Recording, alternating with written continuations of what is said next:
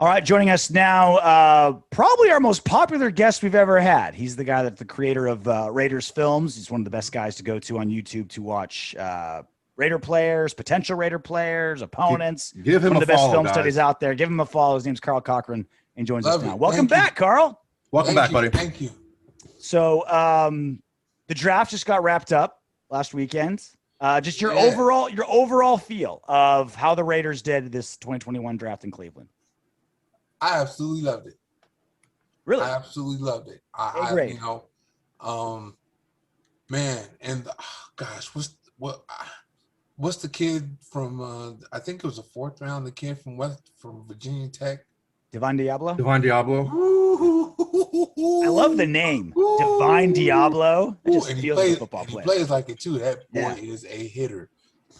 Honestly, a lot of people were saying that, okay, they're going to move him to Will, but I think they should keep it with safety. And if Jonathan Abram can't hack it at strong safety, they need to move him right in there. He's on notice, man. Abram's on notice. He's on notice right now. Yes. I said he might not even make the team. That's what I'm saying. Because he was that bad in coverage. He was not going to get rid of a first rounder after 2 seasons, but he was bad. Yes, he was real bad. If you have if these other safeties and other players that they picked up, and I've watched tape on these guys, what they can do is they can track the ball deep. Every single one of them, what they can do that.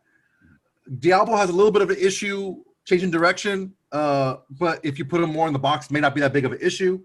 But he's gonna be in the box. Yeah, that's what I'm saying. He's gonna be that Cam Chancellor type. But if same school and all. But if you got these guys, if you got these safeties who are able to do the one thing that Abram is the worst, and I'm not talking out of turn here. He was the worst in the league in pass coverage. Okay. Yeah, I know you're not. if these guys can do it, Abram doesn't have a spot on the team.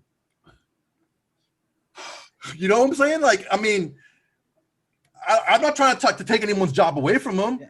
But it's like you drafted 3 safeties. What does that tell you? There's a big problem there. And you signed one. Yeah, you signed it. You signed one you released. You're like, hey, we'll do catch and release, and we'll jump back into the water with the fish in our teeth to replace the dude we drafted in the first round 2 seasons ago. I'm gonna tell you right now, when they signed Joseph, I was like, this Abram's in trouble. They basically let Joseph go for Abram, and so when they brought Joseph back, I'm like, oh man, they must be feeling like they made a mistake or something. What did Marshawn Lynch say? Like, let's hope Abram took care of his chicken. He didn't spend all the money. Let's hope he didn't spend all his money, because I mean, if you play that bad, it's going to be hard to find a job. Yeah. And I think we're right here on that. A first round pick going out like that, like, wow. Yeah, that's. But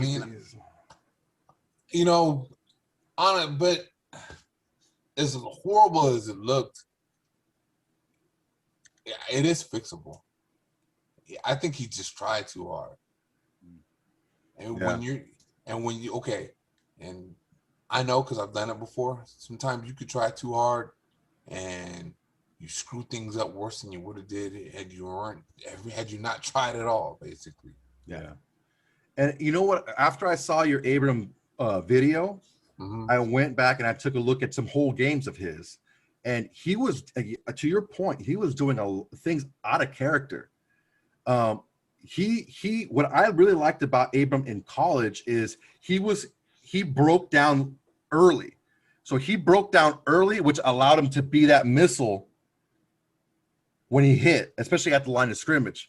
Right. Whereas now he was being that missile out of control, not breaking down at all, and just any little juke move and he's in the dirt. Yep. Yeah. So so he was doing things out of character.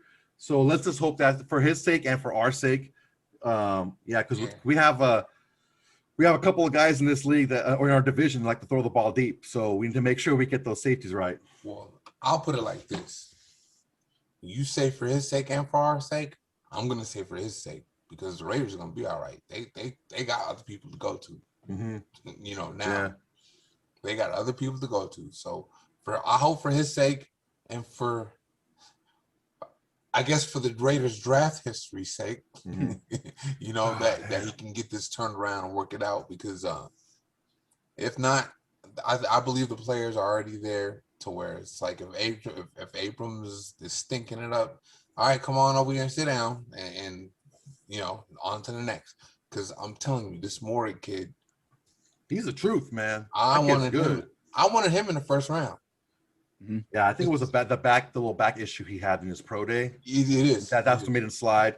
It was Grant and who's the other kid out of Oregon that went. It's funny. Holland, yeah. In the first time around, I remember Holland's name, but not Grant, and now I remember Grant, not Holland. But what I really wanted to get your breakdown on is the Leatherwood pick over a Darisaw who was still there, right?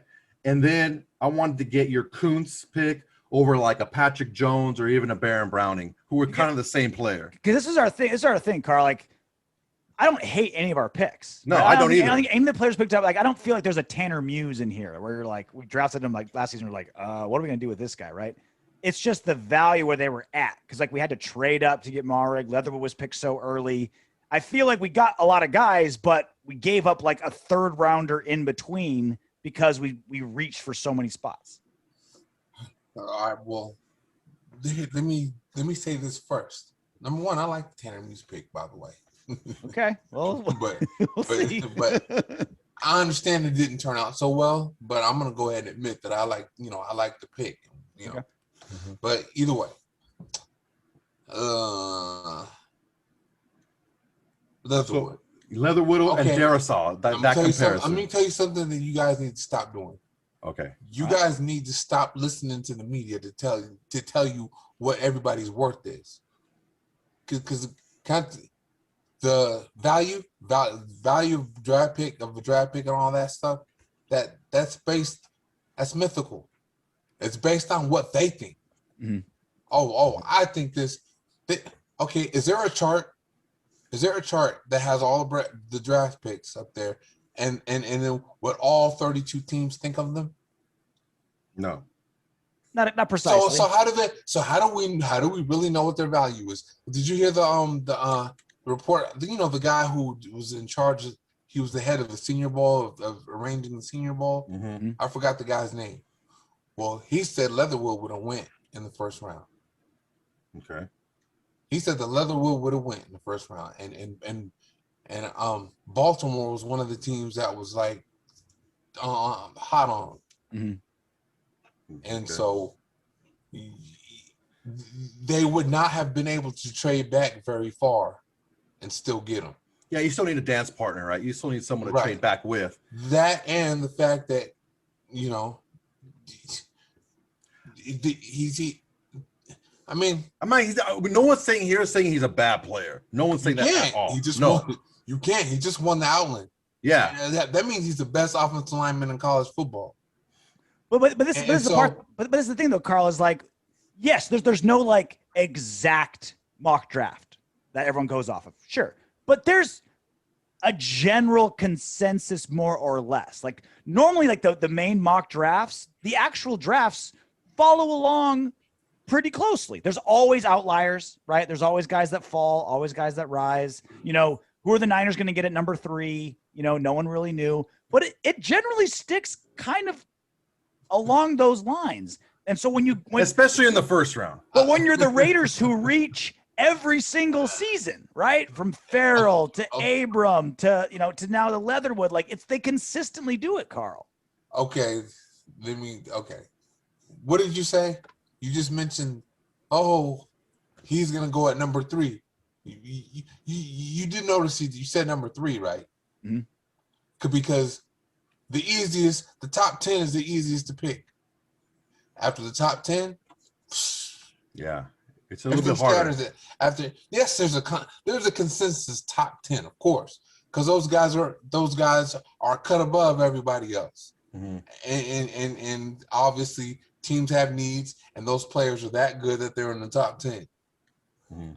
But after that, it's a crapshoot. After that, it's rough, and they never have mock drafts, they never have the top 10 is usually pretty close. Yeah. There are times that the top 10 is even way off because when the Raiders are in the top 10, yeah, it is. Because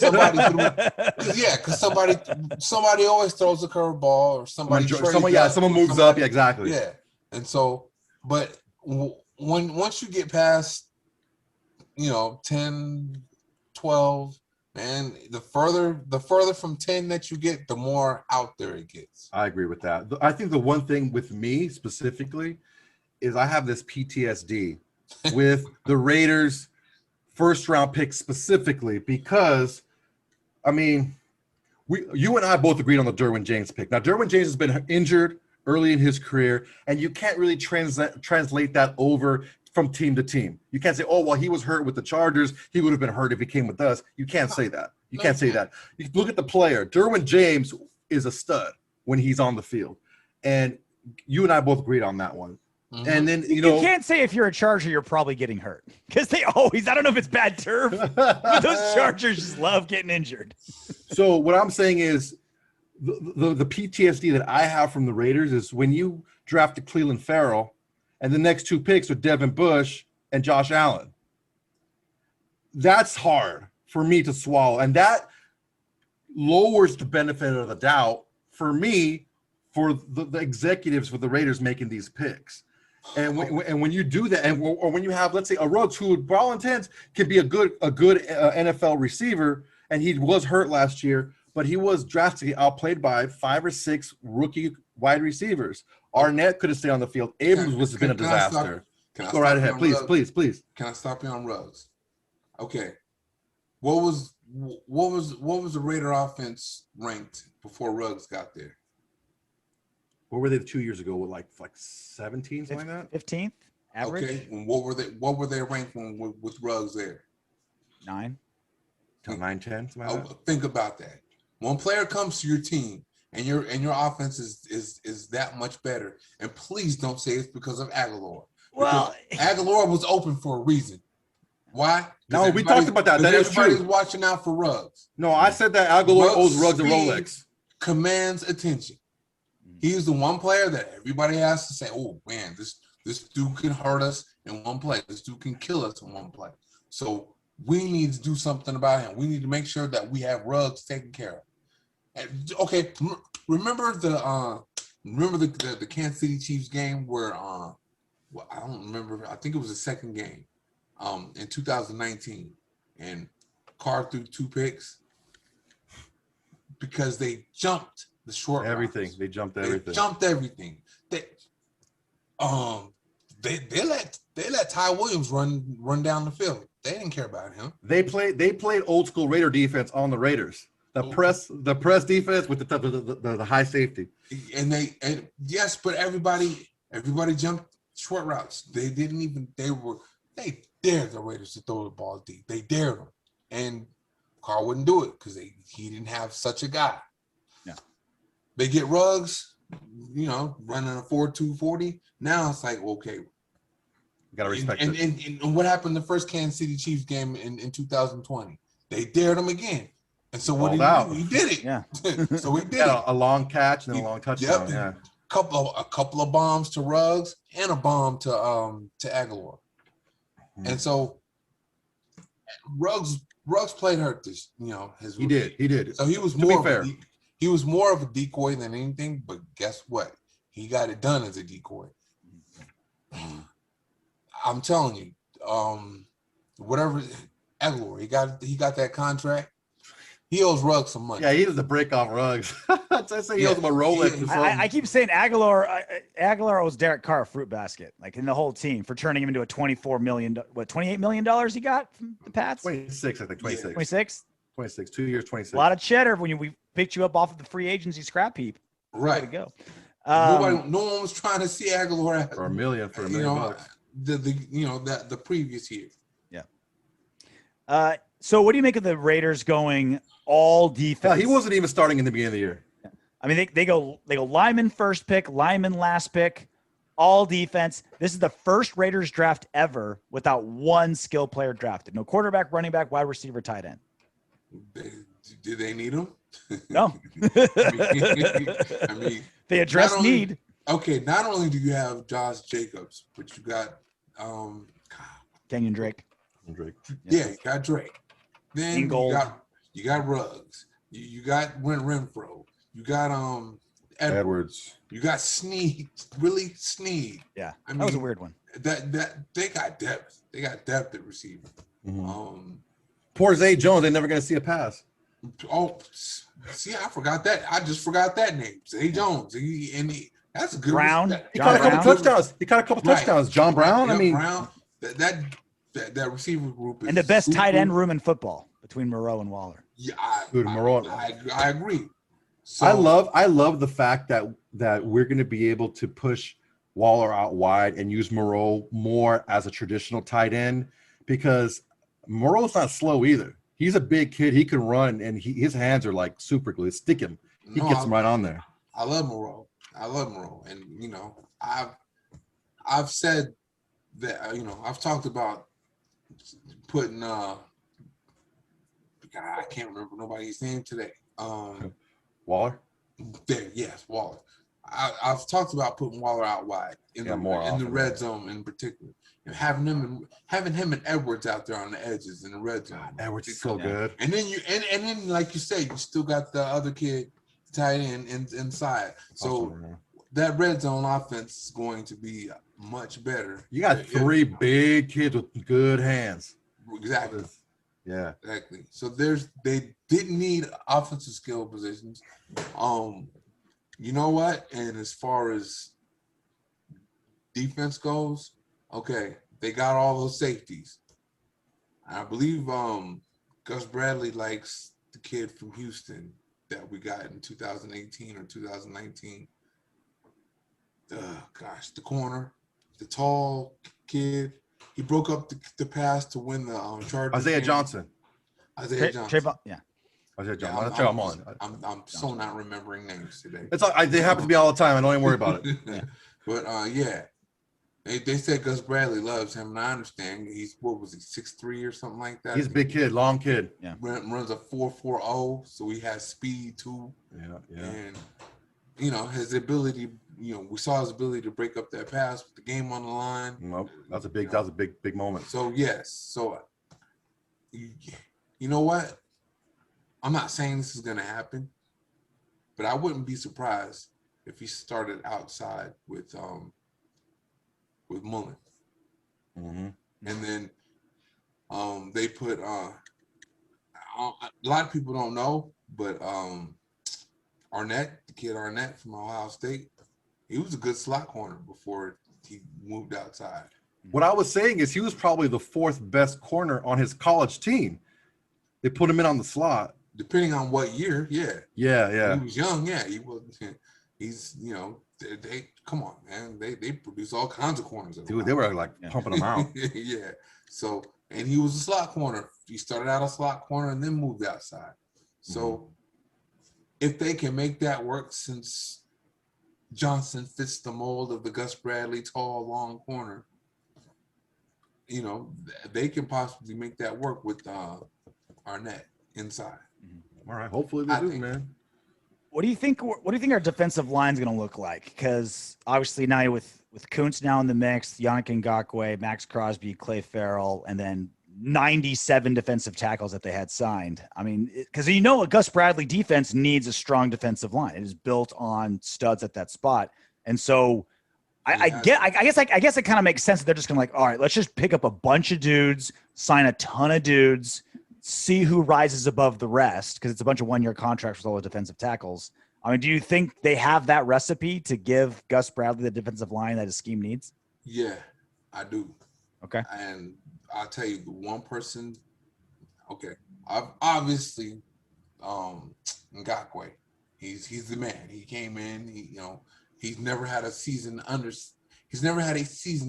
sacks. So, yep. Ngakoue is the obvious guy. But the guy the under the radar guy, the guy that people don't realize is David Irving. Okay. That dude had picked him up from Dallas, right? Yeah. And in 2017, I want to say he had like 7 sacks in 8 games or 8 sacks in 7 games. It was somewhere in there. He had a lot of sacks. And of course he got suspended because he liked to smoke that bud. And the horror. And horror. Now you can smoke bud. He's good now. You don't test for it anymore. So there's no what's gonna stop him now. You know what I mean? And when I saw him he was only in for like, I'm not sure. I don't even think he had 10 plays before he got hurt. But that's what happens when you haven't played in a couple of years and you haven't used those muscles, in a while. So now, and he didn't. No practices. It was a COVID year, no off-season program, none of that. Now he has a chance to prepare himself. I believe he turns into that guy. Nice. I believe he really turns into that guy. Crosby, he'll be okay. Furrow's Michael Bennett now. Yeah, he's the inside guy. He's gonna be the base in the base defense, and then on third down he's gonna kick inside. Yeah. And he'll be inside with Irvin to me, and Crosby will be the other outside rusher when along with Ngakoue. And the Coons kid will be in the rotation. Carl, your optimism is infectious. Because we have like the worst pass rush in football, and you're like, no, dude, look at this. We got Irving and Coons and Ngakoue. It's like we're gonna be good. I was like, ooh, you give me all this hope, Carl. People are That's because people are sleeping on a lot of the people that didn't. Okay, like for example, Irvin, he didn't really get a chance to show anything. I mean, 10 plays? I don't know, something like that.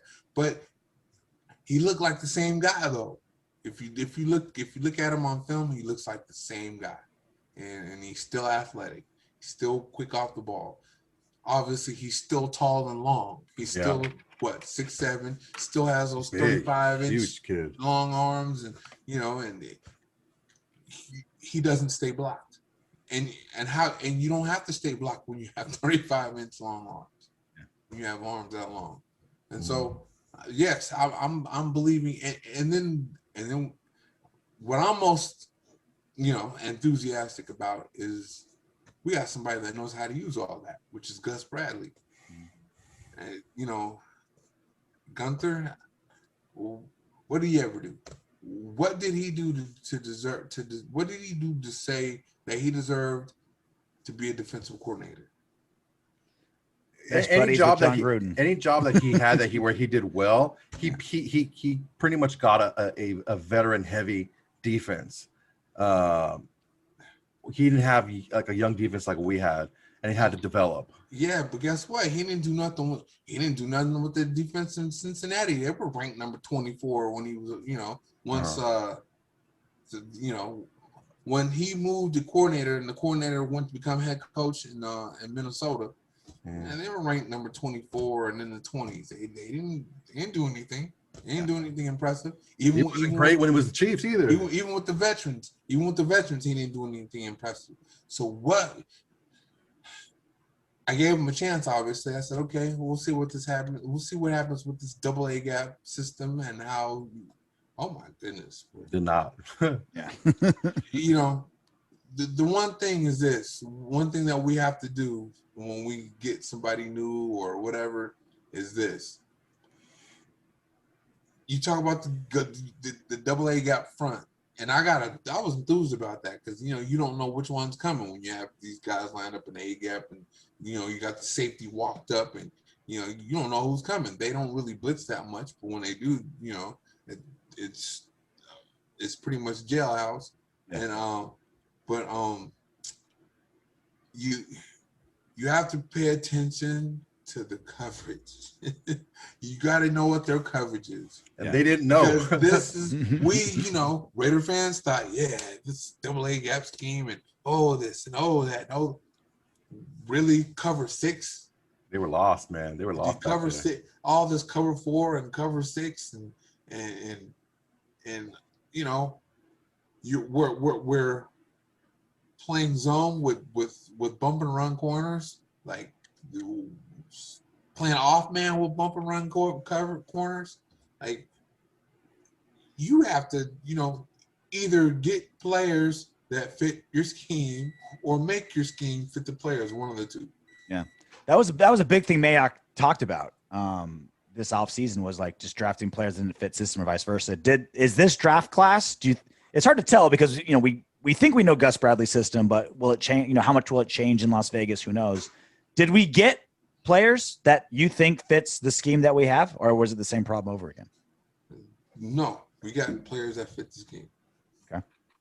And the one corner that we did get, he's a bump and run guy. He's a press guy. And I'll put it like this. I mean, Gruden made a bad hire as far was with Bradley the first time. But Gruden's not stupid. He knows football. And he brought Bradley in for a reason. And if you look at it was funny. Pro Football Focus had Trayvon Mullen as the best press corner in the NFL over the first 5 or 6 weeks of the season. Damon Arnett was the number one press corner coming out of college. And what did Gunther run? Yeah. And what did Gunther? What did he run? Scheme. Yeah. And so now, Arnett, press bail at Ohio State. Mullen, press bail at Clemson. Bradley, press bail. Fits. Everything's fitting now. We're not trying to put square pegs in round holes anymore. And I don't think you're talking about Bradley changing to this, that, and third. Is he really going to change knowing that he has press bail personnel now? Hopefully not. I don't think so. I don't think so. I think I think they brought in Bradley knowing what they already had. And, like you said, Mayock talked about it. He's talking about it like that for a reason, because he knows that he finally has scheme fit, player fit. And you look at the linebackers they got too. They're gonna move the other kid to what's the Virginia Tech kid again? I still can't remember his name. Divine Diablo. Divine Diablo. No wonder why I can't remember that name. I want to remember no devil. You have to go like this every time you say his name. Yeah, that. Get across yourself. But the Diablo kid, okay, 4.46, okay. I know you guys don't like him yet, but hopefully he'll dispel that. Muse, 4.39. Speed at linebacker is what he's always liked. Bradley's always liked. So I believe they got the coordinator to match what they already have. And so that's why, if you really think about it, they got a bunch of free agents and they addressed the defensive line, but and they got defensive players in the draft, but it's still all fit along the mold of what Bradley does. Yeah. So I don't see Bradley all of a sudden changing now and saying, okay, we're gonna run cover 6 now. We're gonna run cover 4 now. He's gonna be a cover 1, cover 3 press bail man. That's what he is. And so and now he has what he needs to run that. Yeah. Including the first round, not first round pick, the second round pick in Morey. Yeah. Switching over to the other side of the ball. The Raiders got a lot of heat for how they switched around their O-line. And I get why, like losing Rodney Hudson, like that sucks. That really, really sucks. But it's really not that crazy different. Colton Miller, Richie Incognito, Andre James, Denzel Good, and now Alex Leatherwood at right tackle. Do you think we'll see a drop-off better? Will they play different? Like, what do you make of our O-line this next season compared to how it was? Okay. Think about this. What are the Raiders missing? Hudson. Now, they saw something in, God, I can't remember. Andre James. Andre James. Yeah. Yeah, Andre James. There you go. They saw something in Andre James. Obviously, he was doing something in practice to make them okay with it. Yeah. Is what I see. And I don't think he played bad in the few plays and the few games or whatever that he had to replace Hudson. He didn't play too bad. And so you got that. And then of course Denzel Good, he was their guard already. Yep. Yeah. Now the change, the change is Leatherwood for Trent Brown. Okay, well, everybody's like, oh man, Trent Brown. Okay, well, the Raiders played 11 games without Trent Brown last year, and Derek Carr's alive. Yeah. And Leatherwood's better than what we had replacing him last year. What was the kid? I can't remember the guy. He was number 70. Parker? Brandon Parker? Or Sam Young? Sam Young. Yeah. Parker played a little bit. Yeah. You know what? Parker actually did better than I thought. Not that he was great, but he did. I mean, he was better than Sam Young. He wasn't the turnstile he was in 2019. Yeah. Oh, especially 2018. Ooh, that was rough. That was a rough year, man. That was brutal. He was a matador, dude. Just right. Olay, go ahead, go by. And I don't know you guys. I don't know how you guys see it, but I think that Leatherwood's the right guy for the job. Yeah, I didn't hate Leatherwood the player. Again, and we'll just, we'll have this conversation, I'm sure, multiple times in the future. It's just the value that bothered me. But I like Leatherwood. No problem with the player, no. I mean, obviously, right, he played, and he showed that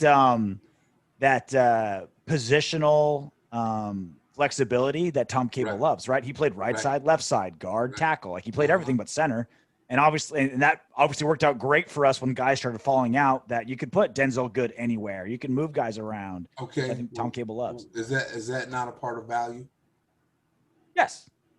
That is part of it. Yes. So there's no guarantee. Okay. So there's no guarantee that, can you guarantee me that Darrisaw could play the right side and make that switch and be okay? I can't guarantee. He didn't have to do it. I can guarantee you Leatherwood can, because he played right guard. If you can play right guard, you can play right tackle. I mean, as far as the footwork, side of it goes. Now he played left tackle, so he was athletic enough, long enough, and good enough to play to protect your quarterback's backside. Yeah, RJ. Blind side, and he played right guard, so he can convert footwork wise. Mm-hmm. You don't know if Darrisaw could do that. You don't. But all right, let's stick to Leatherwood for a second, because he gave up 14 pressures last season. He only gave up 7 the season before that. He gave up 5 sacks last season. He gave up none before that. Are you worried at all that it looks like he dipped a little bit his senior year compared to his junior year? Okay. What did he? Okay. What did he have? What did he line up? What did he line up against? A draft prospect every week? Yeah, pretty much. Yeah. Okay. Yeah. Now compare that to because everybody liked that Tevin Jenkins guy. Yeah. That Oregon State. dude has no feet. I don't know. Oklahoma State. I get the pancakes, and he was so mean, and he would drive you 20 yards and out of bounds and put you on your team's bench. That's all great. That sounds like a John Gruden guy. I'm amazed John Gruden didn't pick him and stuff like that. but no, what do you do when you can't protect the edge? Get a broken Derek Carr. Because I've seen him get left. I've seen him get left in his doggone stance. Mm-hmm. I've seen it. Now, he did change that, and he did get to the point where he got a good first step. But still, he doesn't have a kick slide that gets him deep enough. Yeah. A kid from Texas got him a couple times. When he's not deep enough, he has to turn his hips to face the guy. Mm-hmm. When he turns his hips to face the guy, that gives the defensive end a better angle at the quarterback. It's because he's trying to he's turning and facing him, and then he's trying to push him out past the quarterback. That's not always going to work. And what does that leave you? What does that leave you open to? Inside spin move, double move. Thank you. If you fight, if a guy opens the gate too early, you just gotta beat the hands, and you're already there.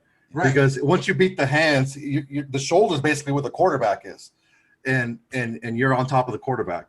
Okay, I'm glad you said that. Beat the hands. His hands aren't gonna be that hard to beat. Why? 33.5-inch long arms. Mm. My man Leatherwood has 34.5. Yeah. You know, he plays long too. What's the Mendoza line for Cable? 34. 34 inches, yeah. And so you want to put this short arm guy at right tackle, the short arm guy that's not really that quick, that doesn't have the quickest kick slide. Man, you know what? Look at Leatherwood and look at Jenkins on film. Oh, matter of fact, that brings me to the video that's actually coming out nice this evening. And man, what do you think about Darisaw? Because Darisaw was available too, the kid from Virginia Tech, Christian Darisaw. Tech, yeah. Okay, I can't guarantee that. Again, if you want to talk about value. And can he play right tackle? That's the one thing. Yeah, he played left his entire career. Tackle. Yeah, I know my man can. That's true. You know, I know Leatherwood can convert to the right side with no problem, seamlessly. Now, you know, I mean, some people have problems when it's on. It's not easy. It's not always. You can't always do it. It's on a different side, and the different footwork. Everything is reversed, and so. That like fighting southpaw. That causes you to think, and what happens when you think? Slow. You get Jonathan Abram when you're thinking, and when you're trying too hard, and when you're trying and you're overstressed in your brain, and now when you're overstressed in your brain, that brain farts, and you do things that you normally don't do. You don't normally do, and they look horrible, and it makes people wonder, how did he make it to the NFL? All because you're thinking too much. All because your brain is too stressed. I've never had that problem, Carl. I never think too much. Never think. Yeah, I just make it a habit not to think too much, Carl. It's treated me great all these years. Yeah. Good. Don't. Because I have done it at points, and it makes things 10 times worse than if you're just doing react. And exactly. Just react. Just go out there and do it. Trust your coaching, trust your technique, you gotta trust those things. You can't just say, okay, I gotta do this now. I gotta do that now. As soon as that thought creeps into your brain, you're done. Yeah. So you just have to trust what you know. And I think it's going to be more comfortable for Leatherwood. And what I wanted to tell you guys about the tape, man, Leatherwood floats. His kick slide, you watch his kick slide. He floats. He gets back there. He floats. I mean, obviously, best player available is a projection, But on top of that, how do you win out? If Leatherwood was so bad, how do you win the Outland Trophy? It's true. And he didn't just win the Outland Trophy, but he won it playing in the SEC, where he's playing against a dog every week. Yeah. And not only did he play against dogs in the SEC, but he played in the playoffs. Mm-hmm. Now, so what's crazy? Okay, you said he gave up 11 pressures. 14. He gave up 14. 14 pressures. Yeah. Okay. And because I saw something where he only gave up a handful of pressures and he only gave up 2 sacks. It was according to ESPN Stats Info. He gave up. Yeah, he went from 7 to 14 and from sacks 0 to 5. And he gave up 17 penalties in 2 seasons. Oh, see. Okay. Do you see him? Is he a penalty issue, do you think? Even with all his good things, right? Do you think he's a penalty liability? No? No, Tevin Jenkins is a penalty issue. They didn't call those penalties, but he held it. Oh my goodness. He held the outside of the shoulder pads on a regular basis, which is why he was able to make all those pancakes, because he's holding them to begin with. But steering wheel. Yeah, exactly. But back to Leatherwood. See, according to PFF, he gave up 2 sacks, had 2 penalties, and 3 pressures, something like that, or 5 pressures. Okay. According to Pro Football Focus. So, you know, who are we to listen to? And then at the same time, though, because I can't really tell you that that Pro Football Focus is the rule of law either, because they had Jenkins not giving up a sack in 2 years. I saw him give up 2 sacks in 1 game against Joseph Asai from Texas. The same guy that he pancaked, same guy who got 2 sacks on him. And he left him in his doggone stance late in the game. That's what I was talking about earlier. That kid from Texas abused him a couple times. Yes, he left him in his stance. And so, but yet he didn't give up a sack in 2 years. What are you talking about? And Jenkins didn't play against the best a lot of Jenkins competition, they're gonna be bouncers at strip clubs over the next couple of years. Yeah. I mean, let's look, man, Ohio State. I'm not even gonna say names because I'm not gonna remember them anyway. But they got 2 draft prospects. Some of them, a couple of them are from this year, and a couple of them will be coming out early next year. You know, they'll be early draft picks next year. Yeah. You know, and then and who else did they play in the playoffs again? Ohio State and Notre Dame. There you go. Dame was first one. They got a couple of dudes that just got drafted. Good, yeah, 2 guys now. And then, you know, I don't need to say anything about the SEC because they always got somebody coming out. Yeah, their lines are always big. Yeah, either everybody that plays in the SEC is either a draft prospect this year or next year. Or the year after. You know, so this is what Leatherwood has had to play against. And if you look at his fluidity, athleticism, his ability to just get back there, get back deep, get his pass sets deep. Now, don't get me wrong. Sometimes he oversets and he can get beat inside too. Mm-hmm. But that can be cleaned up. Mm-hmm. Because he's able to change directions. He has long arms at that. So I truly believe. Not that I believe the Raiders needed to take a tackle in the first round because I want him Oregon round 1. Yeah. But I'm happy because they got him in round 2. Doesn't matter when they get him, they got him. Mm-hmm. But I truly believe that Leatherwood was the right guy to take at that time. I mean, you know, what Panay Sewell, that dude is he's the truth. Yeah. He's special, dude. He's So is Slater. And man, Herbert was running for his life last year, and now he has Slater. Oh man, I was like, God damn it. You know what though? You got to remember. Okay, he has Slater now, but we got Ngakoue now. Yeah, you know that's true. Everyone's getting better. Ngakoue's beating better guys than Slater. Mm-hmm. That's for sure. Yeah. You know, and like I said, he's never been under 8 sacks. And then on top of that, okay, let's just say that Slater and Ngakoue cancel each other out. Okay, Max the other side. Who they gonna block Crosby with? That's true. Okay, who's their guard to block Furrow? Who's their guard to block Irvin? David Irvin. Yeah. Man, I know people are, you know, I get it. Raider fans are afraid to be optimistic about it. It's about, you know, we're damaged goods, Carl. We're damaged goods. I get it. You know. Yeah. And okay, don't get it twisted. I have not been optimistic every year, but these last 2, actually these last 3.